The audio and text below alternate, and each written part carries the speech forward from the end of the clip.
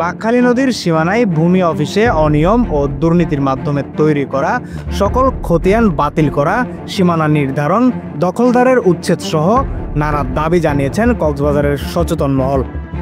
বাংলাদেশ পরিবেশ আন্দোলনের কক্সবাজারের কিছু নেতৃবৃন্দ দাবি জানিয়েছেন, বাঁকখালী নদীর সীমানা নির্ধারণ করা, অবৈধ দখলদার উচ্ছেদ করা, ভুয়া দলিল বাতিল করা, কক্সবাজার বাঁকখালী নদীর মোহনা থেকে রামু পর্যন্ত দখলদার উচ্ছেদ করা, নদীর তীরে সবুজ বেষ্টনী গড়ে তোলা, পরিকল্পিত ড্রেজিং করা, বাঁকখালী নদীর মোহনায় বিমানবন্দরের রানওয়ে নির্মাণ কাজ বন্ধ করা, বাঁকখালী নদীর সীমানায় ভূমি অফিসে অনিয়ম ও দুর্নীতির মাধ্যমে তৈরি করা সকল খতিয়ান বাতিল করতে হবে।